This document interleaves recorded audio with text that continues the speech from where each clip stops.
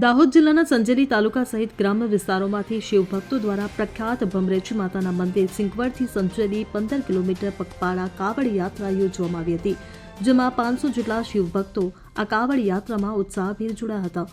સિંગવડથી સંજેલી પગપાળા કાવડ યાત્રાઓને રસ્તામાં ચા પાણી ઠંડાનું શ્રદ્ધાળુઓ દ્વારા વ્યવસ્થા કરવામાં આવી હતી અને ડીજેના સોંગ પર શોભાયાત્રા નીકળતા ભક્તિમય વાતાવરણમાં શિવભક્તો ધૂન આરતી, હર હર ભોલે શંભુ, ઓમ નમઃ શિવાય, હર હર મહાદેવના નારા સાથે ભારે રમઝટ બોલાવી હતી.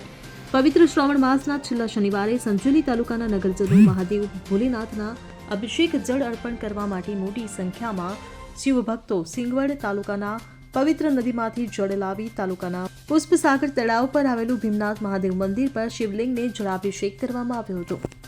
મહેન્દ્ર ચારેલ સાથે CN24 ન્યૂઝ, સંજેલી. હવે જુઓ દેશ દુનિયાની તમામ ખબરો તમારી આંગળીના ટેરવે. ઉઠાવો મોબાઈલ અને Google Play Store પરથી ડાઉનલોડ કરો અમારી CN24 ન્યૂઝ મોબાઈલ એપ.